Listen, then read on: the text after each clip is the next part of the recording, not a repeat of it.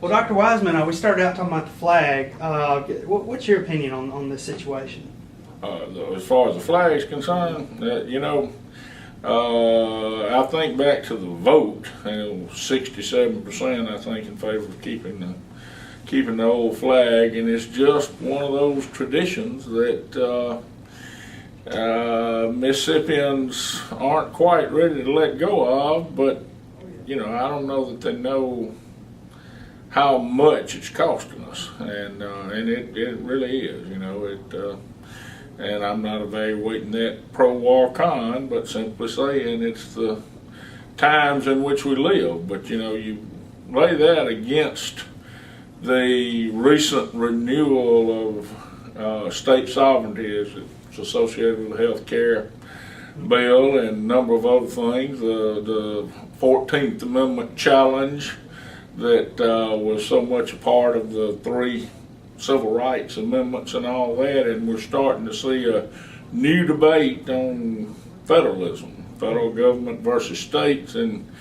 Mississippi is one of the best at saying, if you don't like it, by golly, get out. And so that's not going to be solved tomorrow, I don't think, and it may cost us an SEC baseball tournament, and may cost State, Ole Miss, Southern, in play in some places. It'd be amazing if it cost Jackson State a opportunity to be invited to a tournament or something, but it's I think they're serious about it. Mm-hmm.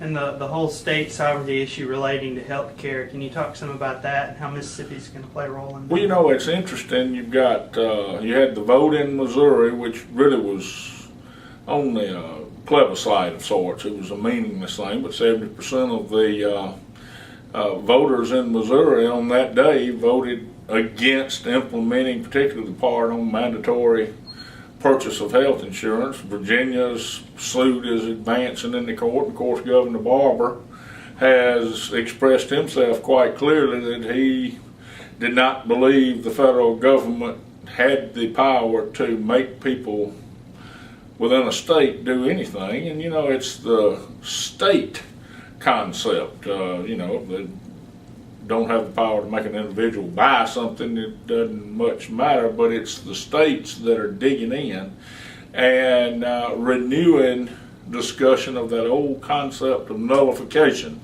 John C. Calhoun, back in the 1830s, as we were approaching the Civil War and discussion of abolishing slavery in the South, and he formulated that nullification and interposition notion that states could interpose themselves between their citizens and the federal government and nullify a federal law. And now you've got states attempting to do the 2010 version of that very thing, and nullification came back as a theory in a big way during the civil rights movement, and southern states, southern governors, and senators. Eastland was one of the leading purveyors of nullification talk during the civil rights era, saying that the federal government could not tell a state what to do as far as rights of all its citizens and so forth. The key point is nullification has never been held as valid, yet it looks like we're going to try again, and so I think it's interesting to continue after 2 1/4 centuries of the Constitution to be discussing the fundamental relationship between the federal government and the states, and we're back to square one saying, wait a minute, let's rethink this thing again. Now we have a new health care bill, so that's the vehicle, but also immigration.